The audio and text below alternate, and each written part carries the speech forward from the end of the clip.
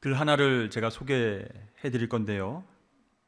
여기에 나타나는 나는 누구인지 한번 여러분 맞춰보시면 좋겠습니다. 나는 치명적인 타격을 가할 수 있는 힘과 기술을 가지고 있다. 나는 죽이지 않고도 승리할 수 있다. 나는 가정과 교회와 국가를 파괴한다. 나는 수많은 사람의 인생을 파괴하였다. 나는 바람에 날개를 타고 여행한다. 아무리 순결한 사람도 내게는 무력하며 아무리 정결한 사람도 내게는 무력하다. 나는 진리와 정의, 사랑을 경멸한다. 나는 나의 희생자를 전 역사와 전 세계에 가지고 있다.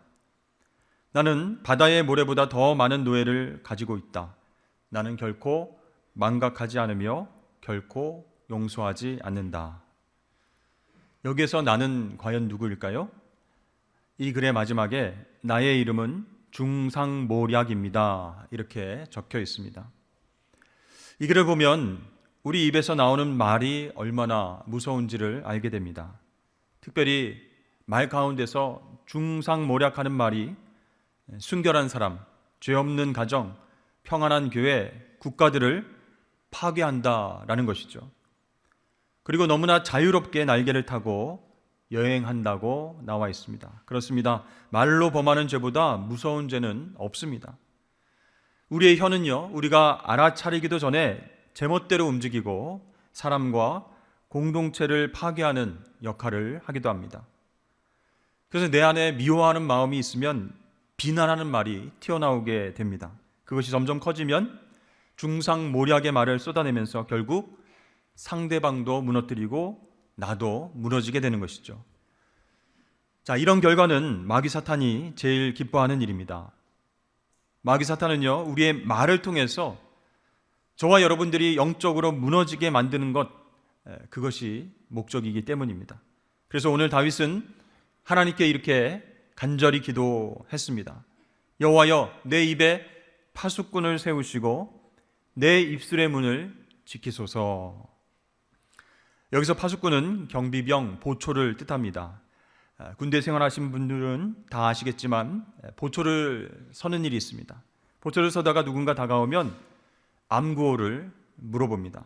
예를 들어서 그날의 암구호가 산성교회라고 정해지면 모든 부대원들은 그것을 알고 있어야 하고요. 보초병이 총을 겨누면서 산성이라고 물어보면 교회라고 대답해야 됩니다. 근데 만약에 보초병이 산성이라고 했는데 마트라고 한다든지 주점이라고 하면 우리 편이 아니다 이렇게 판단해서 이 보초병은 상대를 경계하고 제압하게 된다는 것이죠. 암호가 틀린 사람은 절대로 부대 안으로 들어갈 수가 없는 것입니다. 마찬가지로 입이라고 하는 성문 앞에서 파수꾼이 필요합니다. 파수꾼은요, 우리의 말이 밖으로 나가기 전에 암호를 요청합니다. 걸러지지 않은 말이 입을 통해서 나가려고 할 때 이 파수꾼이 암호를 물어봅니다. 즉 모든 말들이 남에게 상처를 주고 관계를 파괴하고 평안을 흔드는 악한 말이 되지 않게 하기 위해서 거르는 작업을 하는 것이죠. 자, 그렇다면 내 입의 성문을 지키는 파수꾼은 무엇을 뜻하는 것일까요? 그것은 하나님 말씀으로 조명을 받고 성령에 의해서 가르침을 받은 양심, 그 양심을 가리키는 것이 바로 파수꾼입니다. 그러니까 영적으로 훈련된 양심을 통해서 지금 내가 하려고 하는 말이 사람 살리는 말인가 아니면 죽이는 말인가 이렇게 걸러져서 나와야 우리는 영적 전쟁에서 승리하게 될 줄로 믿습니다. 여러분, 얼마나 많은 지도자들이, 얼마나 많은 그리스도인들이 말로 인해서 상처를 주고받고 아픔과 고통을 경험하는지 모릅니다. 한마디의 말이 한 사람을 죽이기도 하고 살리기도 합니다. 그것을 잘 알기 때문에 마귀 사탄은 지금도 우리의 말을 통해서 속이고 모략하고 공격하려고 하는 것이죠. 여러분, 모든 죄는 우리 마음에서부터 시작합니다. 그러나 그 죄가 제일 먼저 자연스럽게 드러나는 것이 바로 말이라는 것이죠. 그래서 성경에 보면 말을 행위와 같은 부류에 넣고 있습니다. 이 나쁜 말이라고 하는 것은 하나님과 이웃에게 저지르는 죄악된 행동이다, 이렇게 기록하고 있다는 것이죠. 자, 그렇다면 우리가 말을 통해서 우리를 공격하고 무너뜨리는 마귀 사탄의 전략을 미리 잘 알아야 영적 전쟁에서 승리할 수 있지 않겠습니까? 마귀가 말을 통해서 어떻게 우리를 공격하는가 함께 알아보면 좋겠습니다. 먼저 마귀는 이 말로 관계를 분열시키는 데는 선수다라는 것을 꼭 기억해야 될 것입니다. 창세기 말씀을 보면 마귀는 하나님과 인간의 관계를 분열시켰습니다. 말로 하와를 속였던 것이죠. 창세기 3장 1절 말씀에 그런데 뱀은 여호와 하나님이 지으신 들짐승 중에 가장 간교하니라. 뱀이 여자에게 물어 이르되 하나님이 참으로 너에게 동산 모든 나무의 열매를 먹지 말라 하시더냐. 이렇게 마귀는요 하와에게 가서 말을 건네죠. 하나님과 사람 사이를 분열시켰습니다. 마찬가지로 가정에서 부부관계, 부모와 자녀관계, 자녀와 자녀 관계를 이간질하고 깨트리는데 선수다라는 것이죠. 그 마귀의 역사는요 직장에서도 교회에서도 마찬가지입니다. 하나 되지 못하게 하고 분열시켜서 싸우게 하고 미워하게끔 만들어서 다시는 만나지 못하도록 그렇게 만들어 버리는 것입니다. 마귀가 제일 싫어하는 게 무엇이겠습니까? 신앙으로 연합하고 하나 되어서 함께 기도하고 예배하고 하나님 뜻을 이뤄가는 것을 제일 싫어하기 때문에 말로써 상처를 주고 분열시키는 것이죠. C.S. 루이스가 쓴 스크루테이프의 편지라는 책이 있습니다. 스크루테이프라고 하는 마귀 삼촌이 자신의 조카 웜우드에게 편지를 써서 하나님 믿는 자녀들을 환자로 또 하나님을 원수로 표현하면서 어떻게 하면 이 원수 하나님과 환자 그리스도인의 관계를 깨트릴지 조언을 하고 있는 그런 내용의 책입니다. 그 중에서 어머니와 아들의 관계를 깨트리는 방법에 대해서 이 마귀 삼촌이 조카에게 조언하는 장면을 잠깐 소개해 드리겠습니다. 사랑하는 조카 웜우드에게 두 인간이 오랜 세월 함께 살다 보면 서로 거슬리는 말투나 표정이 생기게 마련이다. 그 점을 노려야 해. 네 환자는 어머니가 눈썹 치켜 올리는 표정을 어렸을 때부터 몹시 싫어했으니 바로 그 표정을 환자의 의식 속에 최대한 부각시키면서 그것이 얼마나 꼴보기 싫은지를 일깨워 주거라. 그리고 자기가 그 표정을 싫어한다는 걸 어머니가 뻔히 알면서도 일부러 그런다고 믿게 만들어라. 자기에게도 어머니의 기분을 거슬리게 하는 표정과 말투가 있을지도 모른다는 의심일랑 행여도 품지 않도록 각별히 주의하거라.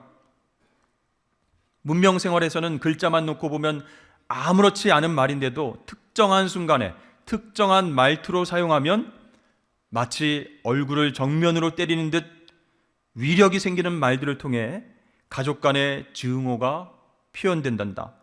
그러니까 이 게임을 잘 이끌어 가려면 어머니가 한 말에 어조며 전후 맥락이며 숨은 의도까지 꼬치꼬치 따져서 최대한 과민하게 해석하고 반응하게 만들거라. 물론 어머니 편에서도 똑같은 짓을 하게 해야지. 그러면 말다툼이 벌어질 때마다 각자 자기는 잘못이 없다고 굳게 확신하고 서로 등을 돌리게 될 것이다. 예를 들어서 저녁 언제 먹느냐고 물어봤을 뿐인데 엄마는 괜히 난리야. 이런 식으로 싸우게끔 만들어라.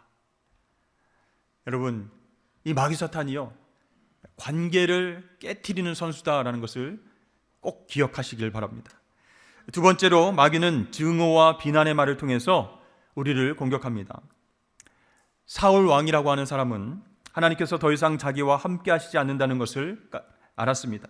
그러나 그는 하나님을 거역하고 불순종하는 행위를 회개하지는 않았습니다. 오히려 자기가 가진 힘과 권력을 사용해서 하나님께서 다음 왕으로 세우신 다윗이라는 인물을 제거하고 왕위를 유지해야 되겠다, 그런 생각만 했습니다.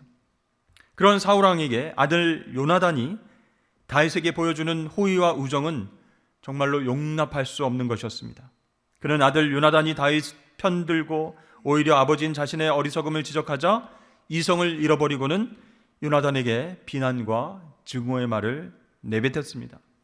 사무엘상 20장 말씀을 보니까 사울이 요나단에게 화를 내며 그에게 이르되 패역 무도한 계집의 소생아, 내가 이새의 아들을 택한 것이 내 수치와 내 어머니의 벌거벗은 수치됨을 내가 어찌 알지 못하랴. 이새의 아들이 땅에 사는 동안은 너와 내 나라가 든든히 서지 못하리라. 그런즉 이제 사람을 보내어 그를 내게로 끌어오라. 그는 죽어야 할 자이니라 한지라. 그러니까 이 사울 왕은 탐욕에 눈이 멀었습니다. 자신의 아들 요나단이 자기를 이어서 왕위를 계승해야 되는데 오히려 이 요나단이 바보처럼 다윗을 보호하고 지지합니다. 그러니까 화가 난 이 사울 왕이 요나단에게 험한 말로 상처를 주고 있는 것이죠. 가장 친밀해야 할 가족 관계마저 파괴하는 비난의 말, 증오의 말로 그렇게 흔들고 있다는 것입니다. 우리 생활 속에서도 혐오와 차별의 말들이 넘쳐나고 있습니다. 남성과 여성을 향한 성차별적 혐오의 말도 많이 있습니다. 명품만 좋아하는 김치녀, 된장녀, 그리고 우리 자녀들만 소중하다고 해서 카페에서 많은 사람들에게 해를 끼치는 맘충, 군대도 안 다녀왔으면서 자기의 권리만을 외치는 사람들, 이렇게 주로 외모와 능력을 비하하면서 비난의 말들을 한다는 것이에요. 또 장애인, 외국인 노동자, 난민, 다문화 가족들을 향한 혐오적인 표현이 난무하고 있습니다. 이슬람교, 불교, 천주교에 대한 폭력적이고 부정적인 표현들, 혐오스러운 말들도 많이 있습니다. 내가 지지하는 정당과 정치인들이 다르다고 서로 비난하고 정죄하고 욕을 하기도 합니다. 근데요, 정작 그렇게 증오심을 가지고 비난의 말을 하는 사람들, 그 사람들의 얘기를 들어보면 상대방이 그런 혐오적인 표현을 받을 만한 이유가 있어서 그렇게 우리는 말하는 것이다 항변합니다. 그 사람들은 권리를 너무 주장하고 사회에 큰 부담을 주고 자기 자신들만 옳다, 이렇게 이기적인 태도를 유지하고 있기 때문이다 라고 말합니다. 여러분, 그런 사람들을 바라보면서 우리는 괜찮나 돌아보시길 바랍니다. 혐오와 비난의 표현은 그리스도인들이나 비그리스도인들이나 큰 차이가 없어 보이기 때문입니다. 여러분, 이렇게 타협 없는 증오가 넘쳐나면 어떻게 우리가 예수님의 사랑과 복음을 전할 수 있겠습니까? 미워하고 갈라지게 되고 서로 증오의 말을 쏟아놓으면 하나님 사랑을 서로 경험하지 못하게 되는 것이죠. 하나 되지 못하게 됩니다. 그것은 마귀 사탄이 제일 기뻐하는 일이 되는 것입니다. 세 번째로, 마귀는 소문을 퍼뜨리면서 우리를 공격합니다. 이 마귀라고 하는 말 속에는요, 소문을 퍼뜨리는 자라는 뜻이 들어 있습니다. 그러니까 말을 만들어낸 사람뿐만 아니라 그 말을 전달하는 사람도 악을 퍼뜨리는 도구가 될 수 있다라는 것이죠. 나는 가만히 있었는데 누군가가 이상한 말을 했어요. 근데 그것이 사실인지 확인하지도 않고 그 말을 전하는 것, 그것 자체가 마귀에게 이용당할 수 있다라는 것입니다. 그러므로 여러분, 확인되지 않은 그런 말들은 전달하지 마시길 바랍니다. 그것을 전하는 것 자체가 영적 전쟁에서 패배할 가능성이 높아지는 거예요. 잠언 18장 13절 말씀해 보니까 사연을 듣기 전에 대답하는 자는 미련하여 욕을 당하느니라, 이렇게 나와 있습니다. 성경에 보니까 사연 듣기 전에, 전후 좌우를 다 살펴보기 전에 말 전달하는 것은 미련하다, 욕을 당하게 된다, 이렇게 나와 있는 것이죠. 또 잠언 11장 13절 말씀 보니까 두루 다니며 험담하는 자는 남의 비밀을 누설하나 마음이 신실한 자는 그런 것을 숨기느니라, 이렇게 얘기합니다. 그러니까 험담을 하고 안 좋은 얘기를 하는데 어떻게 해요? 두루 다니면서 얘기한다. 이것저것 옮겨 다니면서 이야기를 한다. 그것 하지 말아라 라고 권면하고 있습니다. 여러분, 이렇게 확인되지 않은 소문이 여러 가지 상처와 아픔 등 부작용이 있음에도 불구하고 왜 사람들은 이렇게 말을 잘 퍼뜨리는 것일까요? 그 이유가 성경에 나와 있습니다. 잠언 18장 8절 말씀, 우리 다 같이 한번 읽어볼까요? 시작. 남의 말하기를 좋아하는 자의 말은 별식과 같아서 뱃속 깊은 데로 내려가느니라. 왜 이렇게 사람들이 말을 전해요? 별식 먹는 것처럼 맛있기 때문이다. 그렇게 말합니다. 그 맛에 중독돼서 또 먹고 싶은 생각이 들어요. 그래서 소문을 퍼뜨리는 것을 멈추는 것이 아니고 소문에 살을 붙입니다. 그리고 전달하고 거기에 또 양념을 칩니다. 그래서 더 맛있게 가공해서 맛있지, 이 얘기 들으니까 어때? 하면서 계속 말을 전달하는 것이죠. 여러분, 이것이 결과적으로 영적 전쟁에서 패하는 것인지도 모르고 그렇게 별식과 같이 맛있다 생각하면서 즐기게 된다는 것이에요. 여러분, 사람들이 하는 모든 거짓의 뿌리는 마귀입니다. 우리 마귀가 눈에 보이지 않으니까 없는 줄 알지만 마귀는 분명히 실제하면서 역사하고 있어요. 그러므로 우리는 우리 가정과 교회와 공동체가 확인되지 않은 소문을 퍼뜨리는 장소가 아닌지 언제나 주의해야 한다라는 것입니다. 여러분, 어떤 이야기를 들어도 확실하게 그 말이 사실이라고 확인되기 전까지는 말을 전달하지 말고 침묵하시길 바랍니다. 그렇게 영적 전쟁에서 승리하시길 주의 이름 축복합니다. 또한 성경은요, 무익한 말에 대해서도 교훈을 주고 있습니다. 마태복음 12장 36절에 보니까 사람이 무슨 무익한 말을 하든지 심판날에 이에 대하여 신문을 받으리니, 예수님께서 말씀하세요. 여러분, 무익한 말이 정확하게 무슨 뜻일까요? 그러면 우리 믿는 사람들은 항상 무게 있는 말만 해야 되는 것일까요? 가벼운 말, 유머, 재미있는 말, 그것은 사람들을 재미있게 하고 유쾌하게 하고 분위기를 편안하게 만들어주는 장점이 있습니다. 그런데 오늘 말씀에 의하면 무익한 말에 그럼 그런 농담과 유머까지 포함되는 것일까요? 그것이 아니고 사람들을 배려하지 않는 불순한 농담이나 추잡한 이야기나 필요 없는 말, 그것을 하면서 사람들을 불편하게 만들지 말라라는 것입니다.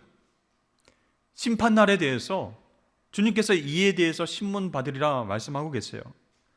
그래서 무익하다라는 말은 무슨 뜻이겠습니까? 도덕적으로 무용하다, 아무 열매가 없는 그런 쓸데없는 말이다라는 것이에요. 아무 생각 없이 이렇게 툭 던진 말들이 열매 없이 사람을 흔드는 무익한 말이 될 수 있다라는 것이죠. 오래전에 제가 성지 순례를 하던 중에 가이드 목사님과 우리 전도사님들이 다 같이 함께 베들레헴에 도착했어요. 가이드 목사님이 설명을 시작했습니다. 그때 어떤 분이 저쪽에 배가 나오신 전도사님을 가리키면서 여기 베들레헴 전도사님이 계십니다. 배 둘레 전체가 햄으로 둘러싸여 있잖아요. 하면서 본인이 깔깔대면서 웃는 것이에요. 순간 분위기가 싸해졌습니다. 조용해졌습니다. 그 말이요, 함께 웃고 따뜻해지는 그런 유머가 아니라 그냥 엉뚱하고 비인격적인 공격으로 비치는 아주 무모한 말이었기 때문이라는 것이죠. 여러분, 우리가 마귀 사탄이 좋아하는 공격이 관계를 파괴시키고 비난과 혐오의 공격도 있지만 이 무익한 말을 통해서도 공격한다라는 사실을 꼭 기억하실 수 있기를 바랍니다. 근데 여러분, 어떤 사람의 말은요, 보약과 같습니다. 그 말만 들어도 위로가 되고 다시 일어설 새 힘을 얻게 되는 것이에요. 그런데 또 어떤 사람의 말은 칼로 가슴을 찌르고 후비는 것 같습니다. 어떻게 이렇게 차이가 있는 말들이 생기게 될까요? 안타깝게도 그런 사람은 교회 밖에 아니라 교회 안에도 있을 수 있다는 것입니다. 여러분, 전쟁에서 가장 불행한 군인이 누구일까요? 바로 아군의 총에 맞아서 죽은 군인이다, 그런 말이 있어요. 격려하는 말은 보약이지만 무익한 말은 총알이 돼서 아군을 쏘는 것이에요. 함께 하나님의 사랑을 나누고 예배하고 사명 감당해야 할 형제 자매들을 무익한 말로, 총알로 그렇게 쏴서 쓰러뜨리고 힘들게 할 수 있다는 것입니다. 잠언 18장 21절 말씀을 보면 죽고 사는 것이 혀의 힘에 달렸나니 혀를 쓰기 좋아하는 자는 혀의 열매를 먹으리라 말씀하고 있어요. 그러니까 뱉은 말에 대한 대가는 반드시 지불하게 되어 있다는 것이죠. 격려의 말, 칭찬의 말, 힘주는 말을 하면 격려와 칭찬과 힘주는 그 말들이 돌아오게 되고, 험담을 하고 시기, 질투, 미워하는 말을 하면 그 책임이 우리에게 다시 돌아온다라는 것입니다. 야고보서 1장 26절에 누구든지 스스로 경건하다 생각하며 자기 혀를 재갈 물리지 아니하고 자기 마음을 속이면 이 사람의 경건은 헛것이라, 이렇게 말씀합니다. 그러니까 우리 주변에 기도를 많이 하시는 분이 있어요. 말씀도 열심히 읽으시는 분이 있어요. 정말 경건의 훈련을 잘 받으신다라고 생각했는데 그분이 평소에 말할 때는 생각나는 대로, 기분 내키는 대로 그렇게 말을 한다라고 했을 때 그분은 경건한 사람이 될 수 없다, 이렇게 야고보서는 이야기하고 있습니다. 우리의 경건을 측량할 수 있는 척도, 기준은 무엇이냐면 말을 얼마나 아끼느냐, 할 말, 하지 말아야 할 말, 그것을 분별하고 가릴 수 있느냐 하는 것이에요. 여러분, 하나님은 이 모든 것을 아셔서 우리를 창조하실 때 이와 입술을 허락하셨습니다. 그래서 그 안에 있는 혀를 이중으로 단단히 보호하게 하셨다는 것이죠. 혀를 아무렇게나 놀리지 말고 굴레를 씌우고 조심하라, 그런 의미에서 하나님께서 그렇게 창조하신 것이고, 입은 하나고 귀를 둘 창조하신 것은 말하는 것보다 듣기를 더해라, 이런 의미에서 하나님 창조하신 것이죠. 여러분, 때때로 우리는 입에 성문을 닫고 침묵해야 할 때가 있습니다. 말이 나오려고 할 때에 훈련받은 파수꾼이 입을 굳게 지켜낼 수 있도록 해야 됩니다. 아무리 말을 잘하고 아무리 지혜가 있고 청산유수처럼 논리적으로 설득력 있게 이야기를 잘 하시는 분들도 말에는 꼭 실수가 따라오기 때문입니다. 야고보서 3장 2절 말씀 우리 함께 읽겠습니다. 시작. 우리가 다 실수가 많으니 만일 말에 실수가 없는 자라면 곧 온전한 사람이라 능히 온몸도 굴레 씌우리라. 아멘. 법정에 가보면요, 신문 받는 사람의 그 말을 한마디도 빼놓지 않고 기록하는 서기관이 있습니다. 울먹이는 소리, 흐느끼는 소리, 한숨을 쉬고 힘들어하는 그러한 호흡조차 다 기록하는 서기관이 있어요. 그렇다면 전능하신 서기관, 또 모든 걸 다 아시는 하나님께서 우리의 모든 말을 기록한다고 한번 생각해 보십시오. 그 기록으로 우리가 나중에 심판을 받는다면 그날에 대비해서 어떤 탄원서를 우리가 준비해야 되겠습니까? 그때요? 저는 별 생각 없이 얘기했는데요. 언제 어디서 누구에게 그런 말을 했는지 기억도 안 나는데요. 이렇게 핑계할 수 없다는 것이에요. 여러분, 우리가 얼마나 말을 많이 했는지, 그 중에서 덕이 되는 말이 얼마나 있었는지 한번 생각해 보십시오. 그리고 우리의 혀와 우리의 말을 잘 관리하기 위해서 입 앞에 파수꾼이 정말로 바른 생각과 지혜로운 마음을 가질 수 있도록 애써야 할 줄로 믿습니다.